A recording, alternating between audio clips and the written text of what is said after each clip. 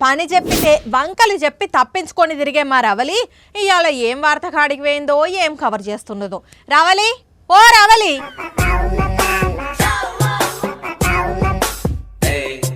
అగో ఏందో జగడం మోపు చేస్తున్నది. ఓ పిల్ల, చేతుల పేపర్లు పట్టుకొని ఏడికి పోయినావు? వార్తున్నదా లేదా ఇయ్యాల? నువ్వు నాతో మాట్లాడకు, అసలు మాట్లాడాలని కూడా చూడకు. నీ మీద కంప్లైంట్ చేయడానికి ప్రజావాణి దగ్గరకు వచ్చిన. ఓయ్ ఏంది నా మీద కంప్లైంటా? నీ ఆస్తి రాసుకున్నానా? నీ పైసలు గుంజుకున్నానా? అవును, నువ్వు నా ఆస్తి గుంజుకున్నావు. ఆహా అట్లనా?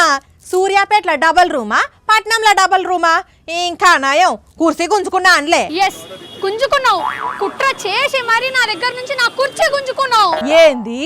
ఈ కుర్చీ నీదే? అవును, ఆ కుర్చీ నాదే. ఆఫీస్ లా నీకంటే సీనియర్ కాదా నేను? అవును. మరి అప్పుడు ఎవరు ఆ కుర్చీ ఎక్కి వార్తలు చెప్పాలి? నువ్వే. మరి నువ్వెందుకు ఎక్కినావు? ఎక్స్ట్రా లాపి ఎందుకు పోయినవో చెప్పు. అక్కడికి వస్తే మామూలుగా ఉండదు చెప్తున్నా. రావాలనా? ఏసినవులే జోకు. ఇవాళ ప్రజావాణి నడుస్తుంది కదా, ఆ వార్త తీసుకురానికే వచ్చిన ఇక్కడికి. అన్న నమస్తే. అన్న నమస్తే అండి. నేను వ్యవసాయం చేసుకుంటున్నా.